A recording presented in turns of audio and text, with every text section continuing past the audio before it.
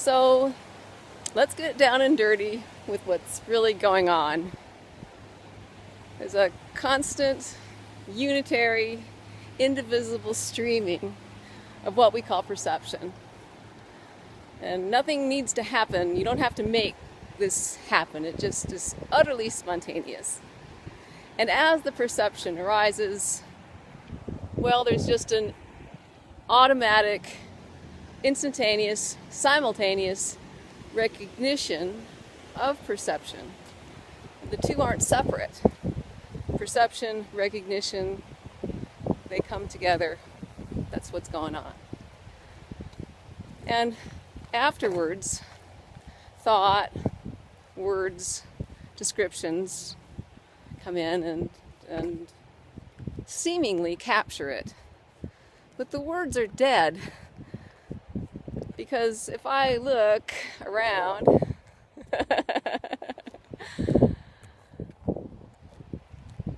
there's no stopping life. There's no capturing it. Words are really paltry pointers. Say if you could capture a moment, but you can't, but just pretend you could. What's going on in one moment?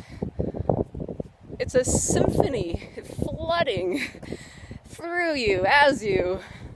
It's just color and light and form and shape and thoughts and emotions. And, you know, you could write books and books and books about this moment that we've pretended to capture, and yet it would still never, ever convey all that's going on. Life is so rich and lush, full, flooding.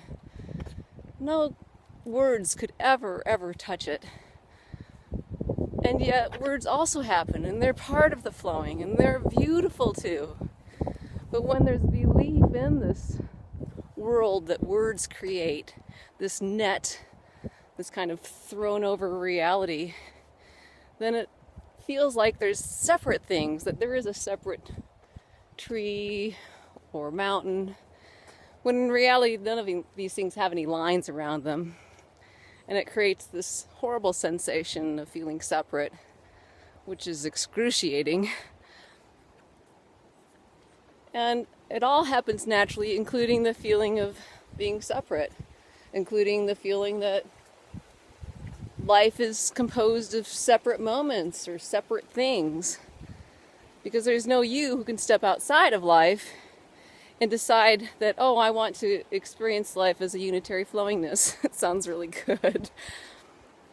So everything's included, including a fly biting my ankle.